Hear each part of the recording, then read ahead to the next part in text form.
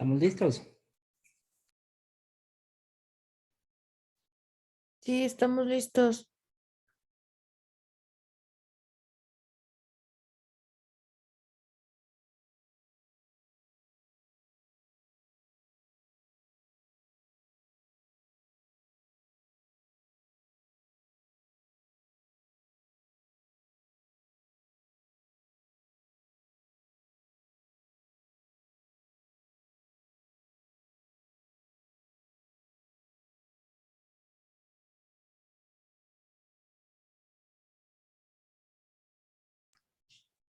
Muy bien, déjame.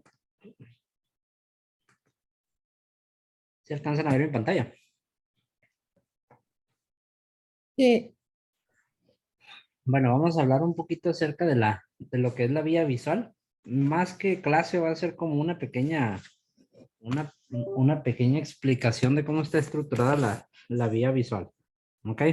Entonces, bueno, siempre que hablamos de vía visual, pues vamos a hablar prácticamente de la percepción visual que tenemos, ¿no? Lo primero que necesitamos saber es cuáles son los campos visuales que tenemos o qué áreas de visión tenemos. Si nosotros trazamos, si nosotros trazamos el ojo así, de una forma vertical, donde acá es arriba y acá es abajo, vamos a tener un eje visual. ¿Ok? Supongamos que este es el eje visual a 0 grados. Hacia la parte de arriba o la parte superior, el campo visual se va a extender 50 grados y hacia la parte inferior en un promedio de 70 grados. ¿Ok? Ahora, si nosotros trazamos nuestro ojo así, donde lo tenemos de una forma horizontal, 0 grados hacia los lados, vamos a tener una visión entre 94 y 104 grados. ¿Ok? Alrededor de 180 a 208, 210 grados de campo visual. Eso es lo normal que vamos a tener. ¿Ok? Entonces ese va a ser nuestro rango de visión que tenemos. Entonces, si hablamos un poquito de la vía visual, entonces vamos a ver cómo la visión o el estímulo luminoso va a llegar hacia la corteza visual para poder generar lo que es la visión. ¿Ok? Entonces, cuando hablamos de vía visual, pues vamos a hablar prácticamente de todas las estructuras que se involucran desde la retina o la percepción de la luz en el proceso de fototransducción hasta la percepción visual a nivel de la corteza visual. ¿Ok? Entonces, si nosotros nos vamos a la visión, a los ojos, ¿ok? Entonces los ojos van a tener, digámoslo así, un lado nasal y un lado temporal. Lado nasal y lado temporal. Como ya lo sabemos, la visión va a ser de forma cruzada. El lado temporal va a ver el lado nasal y el lado nasal va a ver el lado temporal debido a la posición anatómica y a la entrada de la luz. ¿Ok? Entonces, ¿qué procesos importantes vamos a tener aquí en el ojo? ¿O qué va a ser importante conocer para conocer la vía visual? El tipo de células que tenemos que van a ser las encargadas de la distribución del estímulo luminoso al estímulo visual a nivel de la corteza. ¿Ok? Entonces, si ustedes recuerdan, en el ojito va a dar origen a lo que es el nervio óptico. ¿Ok? El nervio óptico va a estar compuesto prácticamente por axones de un tipo de células que son las células ganglionares. ¿Ok? Entonces, las células ganglionares prácticamente van a dar origen a esta estructura que nosotros conocemos como nervio óptico. Las células ganglionares van a estar divididas en dos tipos, las magnocelulares y las células parvocelulares. ¿Ok? Magnocelulares, ¿por qué? Porque son células un poquito más grandes, de axones más gruesos, y las parvocelulares son lo contrario, unas células más pequeñas, unos axones ligeramente más delgados. ¿Ok? Tienen una distribución de tipo uniforme a nivel de la retina. Toda la retina se van a distribuir de forma igual, pero a nivel de la mácula, las células ganglionares van a ser ligeramente más de tipo parvocelular que magnocelular. ¿Ok? ¿Por qué? Porque ahorita vamos a ver para qué se dedica cada una de ellas. Entonces, en general, les vamos a tener esos dos tipos de células ganglionares que van a origen al nervio óptico. ¿Ok? Entonces, el nervio óptico, ya lo sabemos, tiene diferentes porciones, desde la porción intraocular, la porción que está a nivel orbitario, la porción que pasa a través del orificio o del orificio óptico, lo que es la porción intracanalicular, y después la porción intracerebral. ¿Ok? Entonces, estos dos nervios ópticos se van a unir a nivel del quiasma, ¿ok? Del quiasma óptico. Entonces, a nivel del quiasma, nosotros íbamos a tener una diferente forma de distribución de las fibras, ¿ok? Todas las fibras que van, o todas las ramas nerviosas o los axones, tanto magnocelulares como parvocelulares que van del lado temporal, pues no van a sufrir una decusación. Estas van a continuar de forma regular del mismo lado. Pero por el contrario, las que vienen del lado nasal, pues esas sí van a sufrir una decusación para dar origen al quiasma, ¿verdad? Por eso se le llama quiasma, por el hecho de tener ese cruce. Entonces, al tener ese cruce de las fibras, pues vamos a tener una diferente distribución de los campos visuales, ¿ok? Entonces, déjame ver. Muy bien. ¿Sí me alcanzan a ver? Muy bien. Después de la decusación, se va a dar origen a dos estructuras que vamos a llamar las cintillas ópticas. Cintillas ópticas. Entonces, en esta cintilla óptica ya vamos a tener el lado temporal y el lado nasal contralateral. ¿Ok? Entonces, esa va a ser la forma en la que se van a distribuir estas fibras. ¿Ok? Entonces, prácticamente eso es lo que vamos a tener en esta parte de aquí, que realmente no es nada complejo, no es nada de otro mundo. Son axones que vienen de dos lados, lado nasal, lado temporal, y los del lado nasal se van a decruzar. ¿Ok? Entonces van a sufrir ese cambio. Entonces, dependiendo de esto, hasta aquí todas estas fibras van a hacer sinapsis a nivel de una estructura que vamos a tener por encima del hipotálamo, que van a ser el cuerpo geniculado lateral. ¿Ok? El cuerpo geniculado lateral va a recibir estas fibras que vienen tanto las fibras magnocelulares y parvocelulares. ¿Cuánto porcentaje, qué tantas fibras va a recibir el cuerpo geniculado natural? Se estima que va a recibir entre el 90 a 95% del total de las fibras nerviosas. ¿Ok? O sea, de todos los axones que van de la retina, el 90-95% va a llegar a los cuerpos geniculados. Y entonces aquí vendría una pregunta, ¿qué pasa con ese 5 a 10% restante? ¿Dónde creen que está este 5 a 10% restante? Justo a nivel de más o menos en la ubicación del quiasma óptica, vamos a tener diferentes núcleos que van a hacer sinapsis directamente con la corteza cerebral y con otras partes cerebrales, ¿ok? Y este 5 a 10% van a hacer sinapsis en esos núcleos, como el núcleo de Edinger-Westphal, por mencionar uno, y van a ser este 5 a 10% los encargados de los reflejos oculares.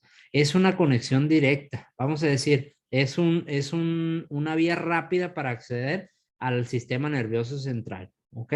Entonces, si ustedes recuerdan, el cerebro se divide en mesencéfalo, diencéfalo, etcétera. Entonces, lo más importante o lo más, la estructura más compleja del cerebro es a nivel de la corteza cerebral, que va a ser donde está el conjunto de la materia gris o las células neuronales, ¿no?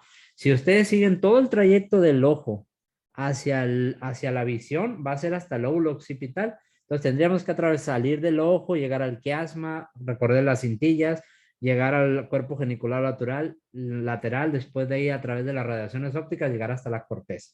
Es un trayecto, vamos a decirlo así, ligeramente largo, ¿ok? Este 5 a 10% van a ser una escala, por así decirlo, mucho más corta, mucho más rápida, con una conexión con la corteza cerebral, sobre todo con la corteza cerebral motora, para generar algunos reflejos. Por eso, por este 5 a 10%, cuando nosotros ponemos la luz directamente en el ojo, se va a generar el reflejo eferente, una construcción pupilar, ¿no? El reflejo pupilar.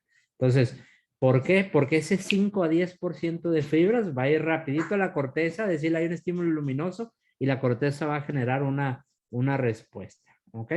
Ahora, si ustedes recuerdan, nosotros tenemos en todo lo que era el sistema aferente, neuronas de primer orden, neuronas de segundo orden y las neuronas inclusive hasta de tercer orden, ¿ok?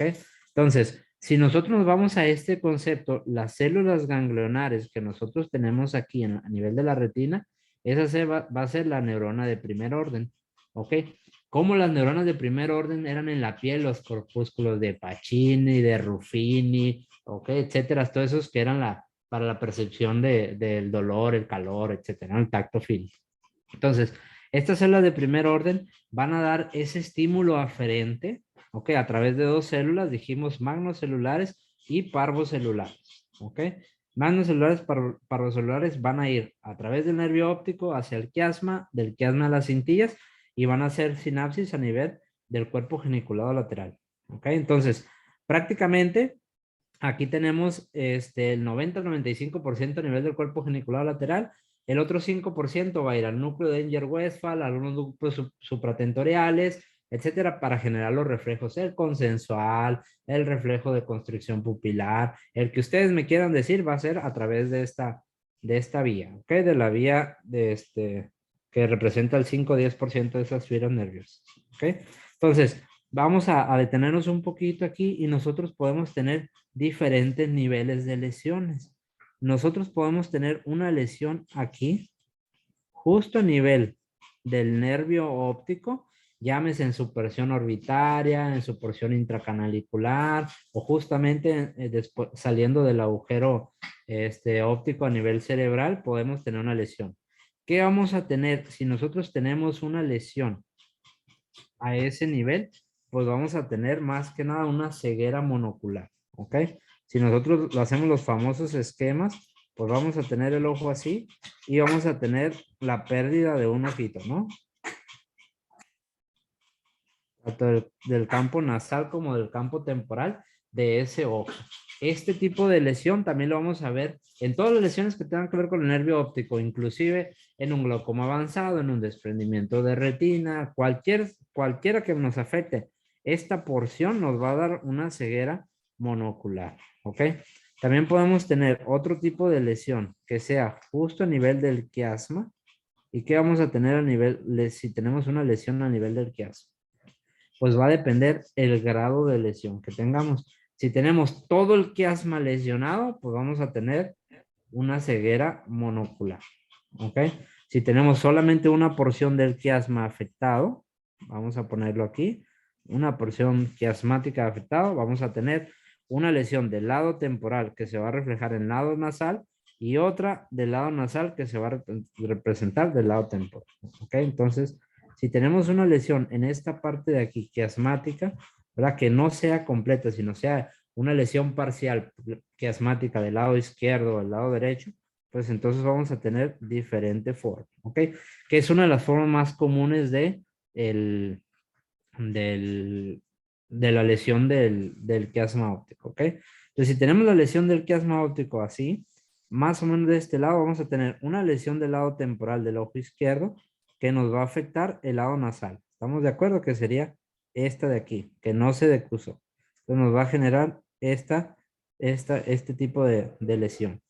Y vamos a tener del lado nasal contralateral que nos va a generar lesión del lado temporal. ¿Ok?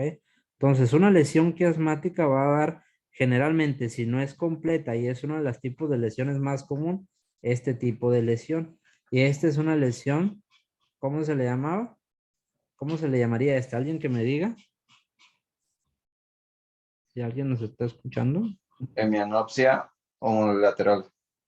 Aquí, exactamente. Primero tenemos nombre, una hemianopsia. ¿Por qué? ¿Por qué hemianopsia? Porque es la mitad completa de una visión. O sea, no, si nosotros vivimos completamente la visión, tenemos toda una mitad temporal o toda una mitad nasal. Y aquí vamos a tener dos conceptos, lo que es la homónima y la que es heterónima. Homónima quiere decir cuando son del mismo lado. Por ejemplo, aquí tendríamos izquierdo, derecho, izquierdo, derecho. Y si ustedes ven, los dos áreas afectadas son el lado derecho. Por lo tanto, tendremos una hemianopsia homónima. ¿Ok? Esa sería la lesión que presenta este tipo de paciente. ¿Ok?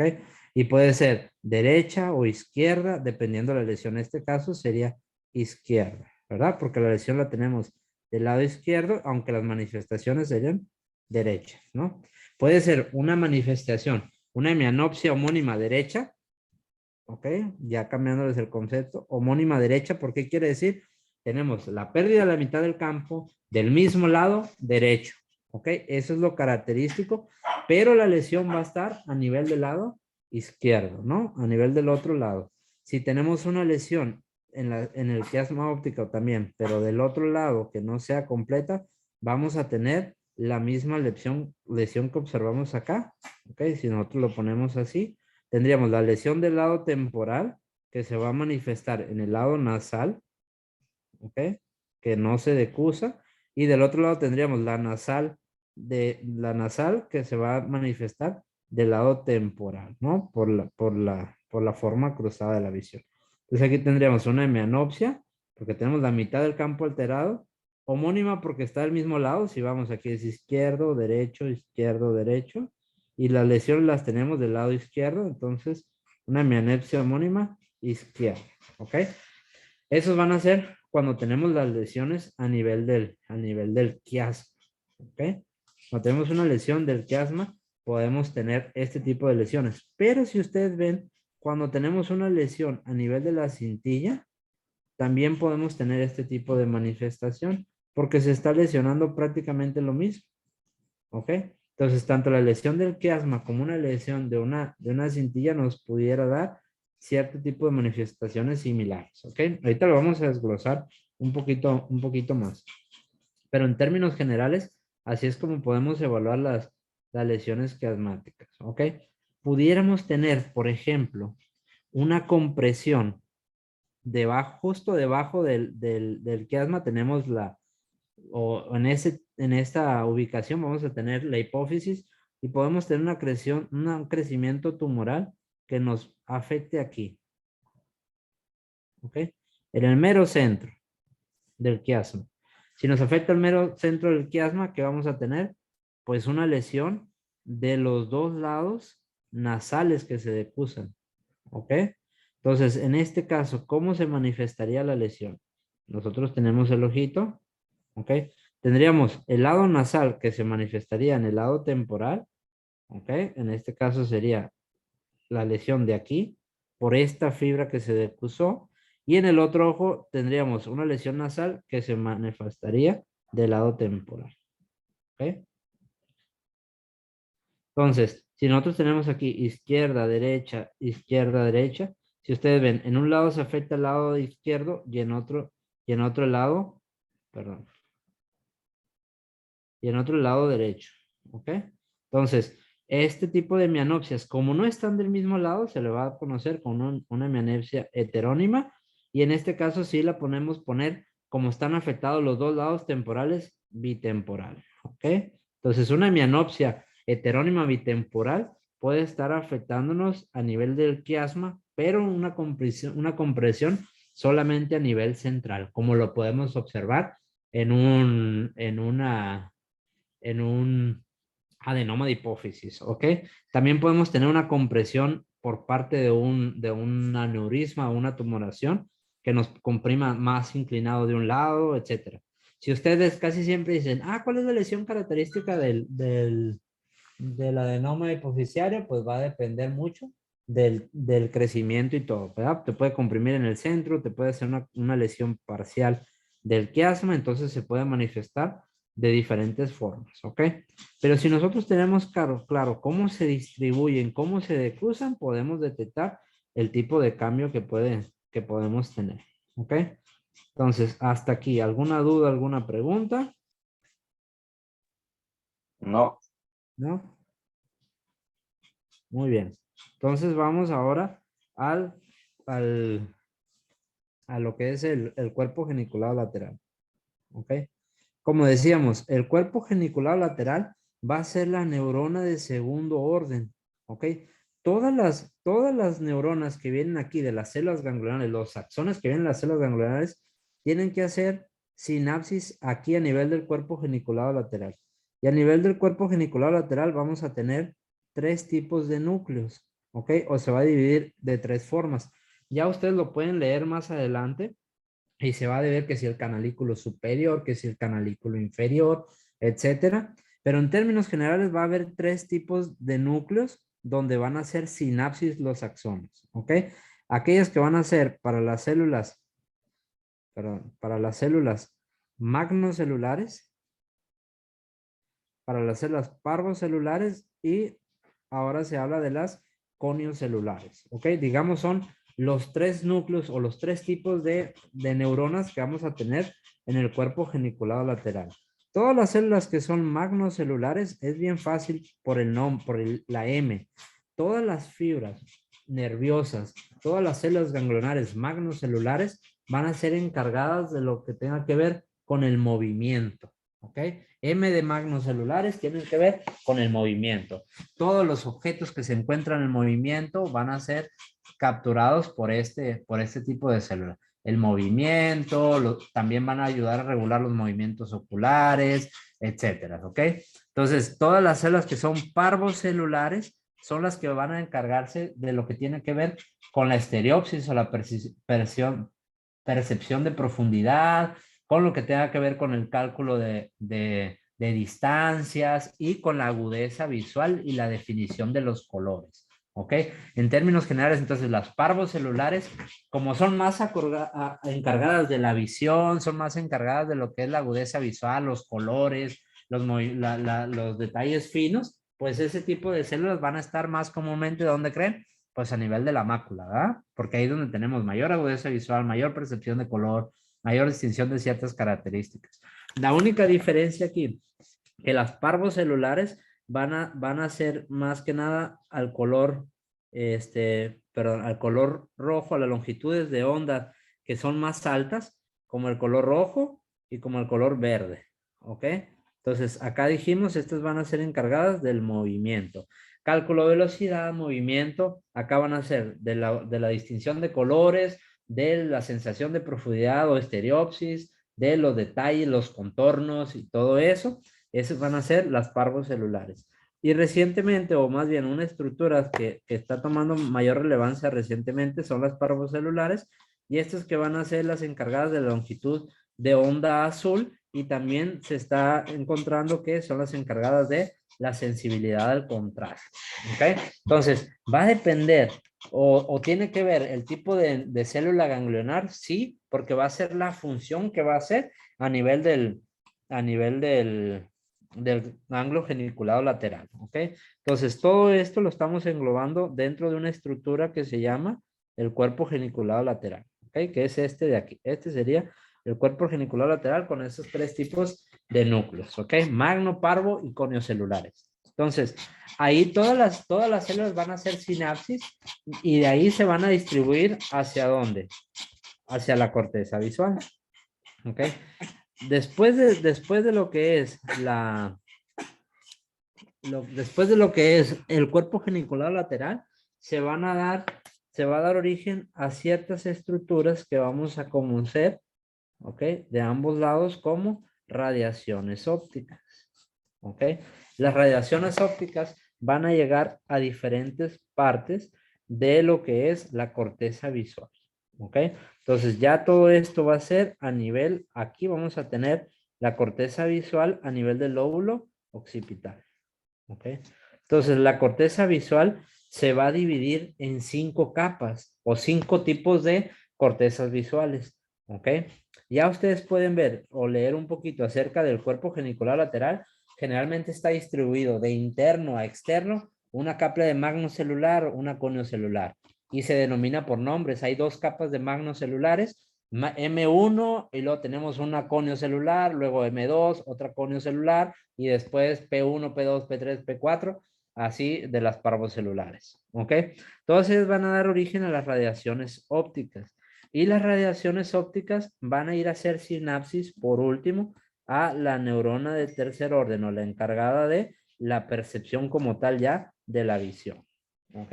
Y esta, la corteza visual va a estar dividida en 3, dijimos, de B1 a B5, ¿ok? Normalmente, si ustedes han escuchado, tenemos la corteza visual primaria, y todo el mundo habla, que la corteza visual primaria, pues prácticamente también se divide en 3, lo que es la corteza visual primaria, corteza visual secundaria y corteza visual terciaria. B1 corresponde a lo que llamamos como la corteza visual primaria, y es la que está encargada de toda la percepción que tenga que ver con las células parvocelulares, ¿ok? Dijimos de los contornos, de la profundidad, de los colores, ¿ok? De todo eso.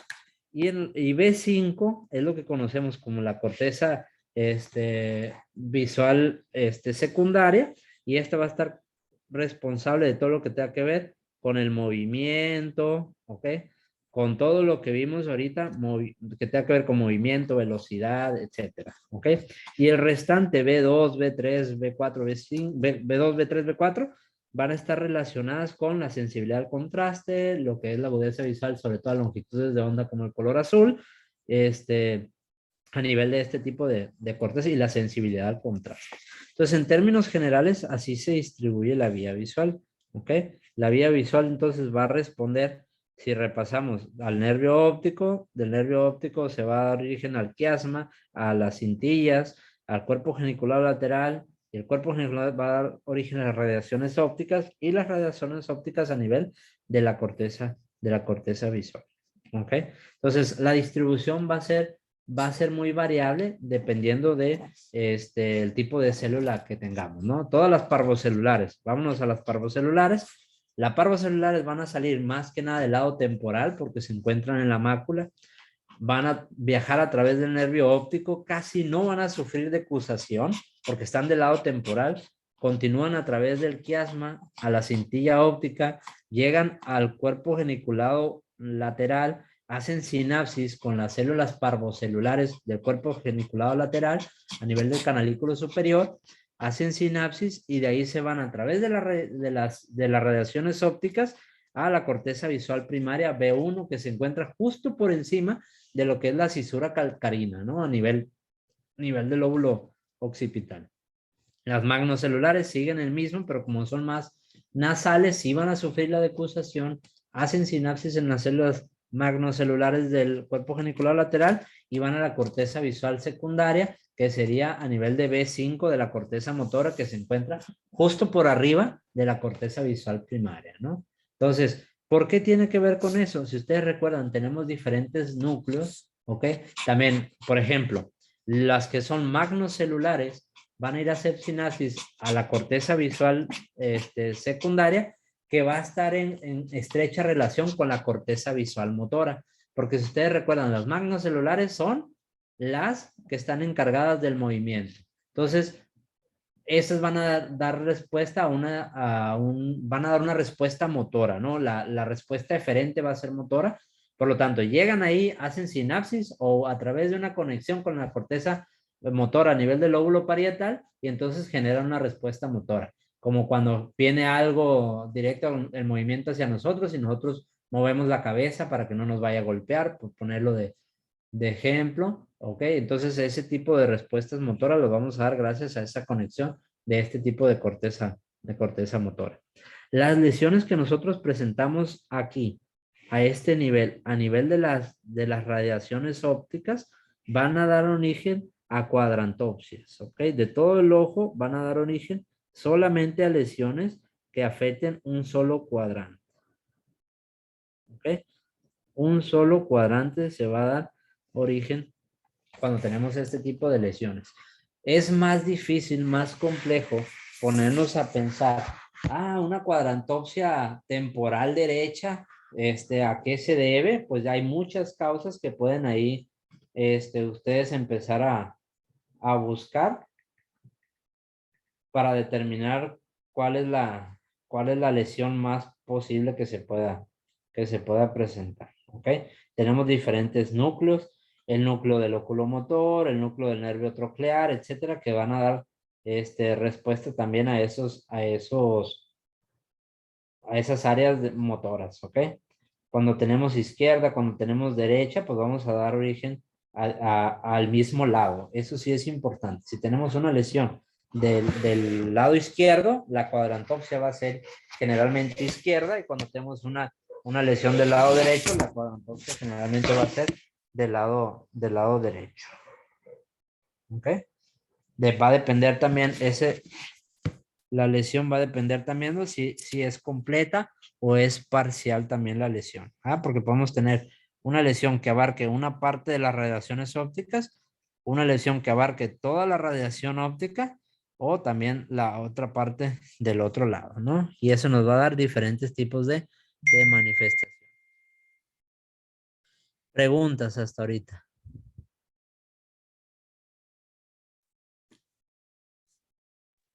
No, ninguno. ¿Eh? Oye, Arana, una pregunta. Dime. Entonces las magnocelulares, me confundí un poco, las magnocelulares se encargan de percibir el movimiento. Así es. Es que pensé que Son las de las separó. que Ok. tienen que ver con movimiento, te ayudan a ver, cuando tú estimas algo que está en movimiento, ¿ok? O tú visualizas algo que está en movimiento. Si tú te pones a todo lo que esté relacionado con el movimiento, si tú dices, no, pues ¿sabes qué?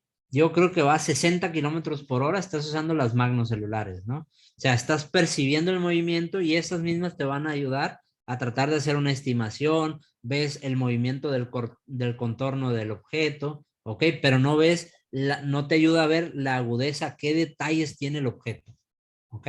Por ejemplo, tú ves Ok. pasar un coche de carreras, tú ves el movimiento y las magnocelulares te va a decir, pasó el carro.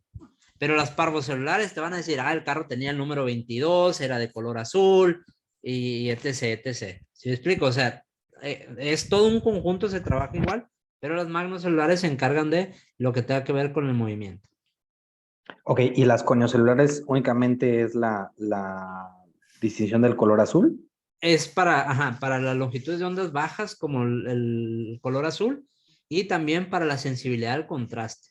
¿Ok? En el momento de que hay oscuridad, baja el contraste y todo eso, se cree que las conios celulares juegan un papel más importante. Listo, ¿Va? gracias. Generalmente son pocos las literaturas donde tú encuentras que te den información de las coniocelulares. Casi todas te hablan de las magno y parvocelulares o células M y células P, etcétera, pero pocas te hablan de lo que es las coniocelulares. ¿Por qué? Porque pues no están tan reconocidas, ¿verdad? Como los bastones que son solo azul o son menor la cantidad de ese tipo de fibras. Pero si tú ves a nivel de la célula ganglionar, no tenemos una célula ganglionar que sea conio ganglionar, vamos a decirlo, o conio celular. La tenemos a nivel del cuerpo geniculado lateral. Entonces, esas conios celulares provienen de la sinapsis que hacen fibras parvocelulares también. Entonces, por eso es que no se reconocen tanto. ¿Por qué? Porque en la retina tienes magnocelulares y parvocelulares. ¿Ok? Y las S que son especiales que te van a ir a dar los reflejos pupilares, ¿no? Pero entonces las parvocelulares que vienen que ver con el color traen todas las longitudes de onda, la roja, la verde y la azul. Ya en el cuerpo geniculado lateral sí se dividen y ya tienes las coniocelulares. Es decir, tienes un cable de 2 entradas, magno y parvocelulares, pero del núcleo tienes 3 salidas, ¿no? Tienes ya la conio, parvo y magnocelular.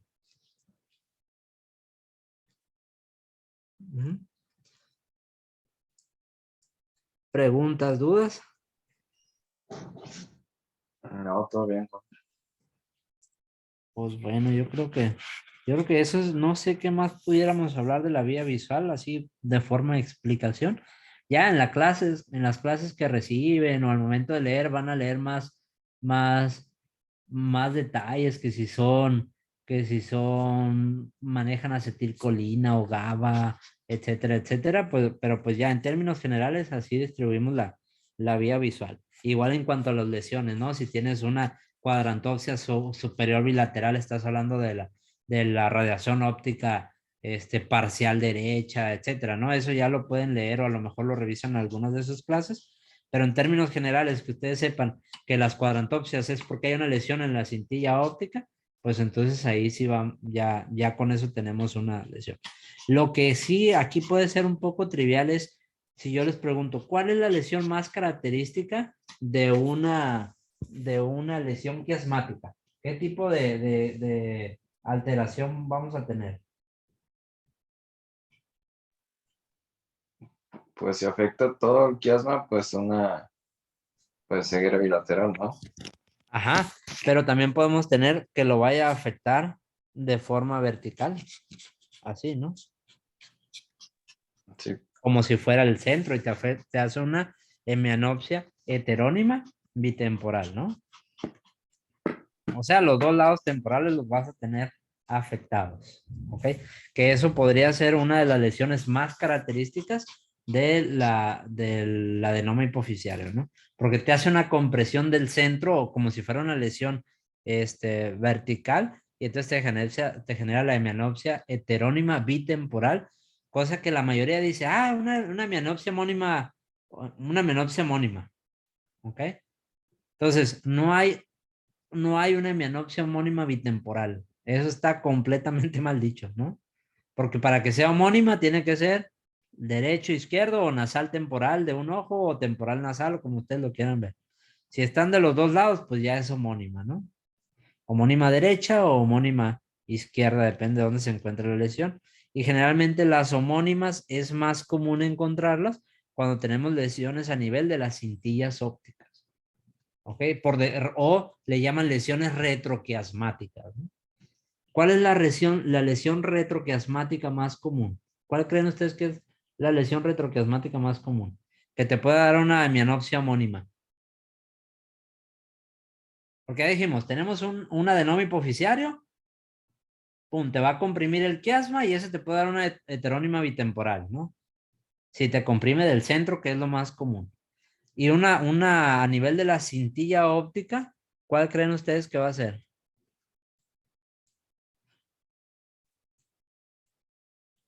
Recuerden las el cráneo, estructuras. como dice Gustavo, ¿no? El cráneo ¿Cómo? frío. El craniofaringioma, como dice Gustavo. El craneofaringioma puede ser uno, pero lo más común, porque el craneofaringioma es muy, muy, muy raro, ¿no? Es extremadamente raro.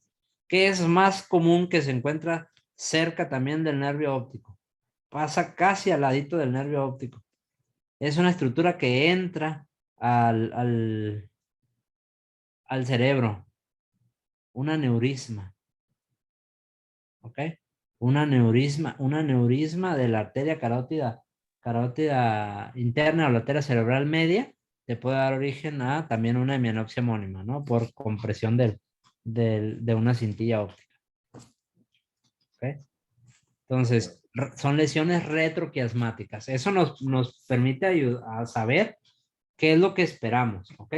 Llega el paciente, lo ves tú, y tú dices, ay, trae 2 cuadrantes afectados, y le mandas a hacer tomografía, sí, pero ¿qué esperas? La mayoría cuando ve algo así, ve unas lesiones, hace una tomografía esperando encontrar que una adenoma hipoficial, ¿verdad? Pero sí, sí, pero nosotros tenemos que tener una idea más o menos de dónde está la lesión. Ah, tengo el paciente, trae cuadrantopsias, le voy a solicitar un TAC porque yo espero que a nivel del lóbulo occipital o por detrás del cuerpo genicular lateral esté la lesión. ¿En qué sospecho? Automáticamente yo puedo sospechar en un EBC.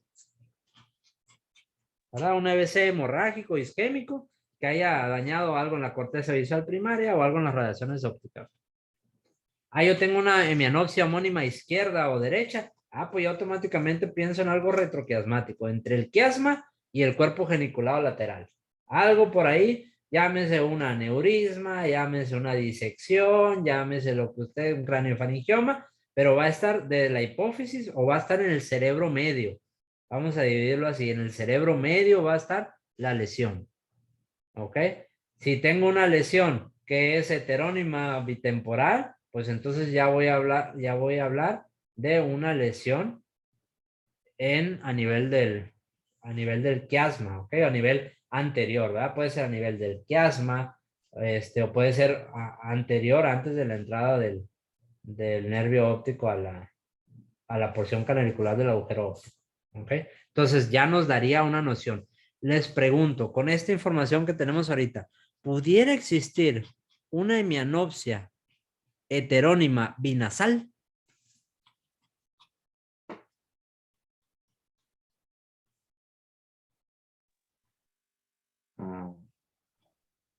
Te lo voy a poner en dibujitos. No, no se puede. Creo, no estoy seguro, pero creo que no se puede. Tenemos aquí, tenemos afectado, vamos a ponerlo así, el lado nasal acá y el lado nasal acá. Según yo sí se puede. ¿En qué se podría? Cuando hay una lesión que afecte bitemporalmente a la región de las, perdón, bilateralmente a las regiones temporales del nervio óptico. O sea, Exactamente. pero Del sería en nervio cada ojo por óptico separado. o de las cintillas. O sea, sería más rara, más extraña o más rara porque vamos al esquema. Vamos al esquema. Tenemos aquí el campo visual y dijimos que tenemos la lesión binasal, ¿no? Binasal así. Entonces, a nivel del ojo, este es el ojo. ¿Cómo tendríamos que tener la afectación? A nivel temporal de ambos lados, ¿no? Entonces, dijimos, el lado temporal viene el lado temporal, no se decusa, y el lado nasal sí se decusa. Tendríamos que tener algo que nos dañe aquí y aquí a la vez. Sin Sí, sí, dañarnos, son lesiones sin individuales en dañarnos esta cada parte ojo, del sí. centro. Tendría que dañarnos nada más estas partes de acá, ¿no? Sin dañarnos, ¿qué cosa? En la parte del centro, ¿no? Nada del lado nasal. Entonces es más común porque tendría que ser una lesión de que sea bilateral, ¿no? Por la separación que hay entre las cintillas ópticas, tendría que ser bilateral y a la vez no completa, ¿no? Nomás dañar las partes más superficiales. Ah, eso es importante. a nivel de las cintillas ópticas y del nervio óptico en la distribución de las fibras nasales normalmente van mediales o internas y las fibras temporales normalmente van externas. Entonces, las fibras que más rápido se van a dañar son las fibras temporales, ¿no? Las van a ser las más superficiales. Entonces, si tienes el nervio o el cordón, que es como un cable, lo que se va a pelar primero, se va a dañar primero, son las fibras temporales, ¿no? Como en este caso. Entonces, tendríamos que tener una lesión que nos esté dañando ambas cintillas ópticas para tener una lesión heterónima binasal. Por eso casi no existe, casi toda es bitemporal, ¿no? Pero esa lesión, o sea, ¿como de qué tipo tendría que ser? ¿De que Pues, el cáncer o algo así? pues la verdad, no lo sé. Yo lo que he leído de algunos casos que hay disección de la arteria cerebral media, una disección cerebral como la disección aórtica, pero que son de ambas arterias cerebrales, que normalmente empieza en las arterias carótidas y se va extendiendo a nivel intracerebral. Pero de ahí en fuera, que sea a ambos lados, pues sí, realmente no sabría, no hay casi descripción de eso. Sería bueno, sería interesante. No tengo yo ahorita algo particular, pero podríamos buscar qué tipo de lesión nos pudiera dar esa, esa lesión, ¿no? Ya, gracias.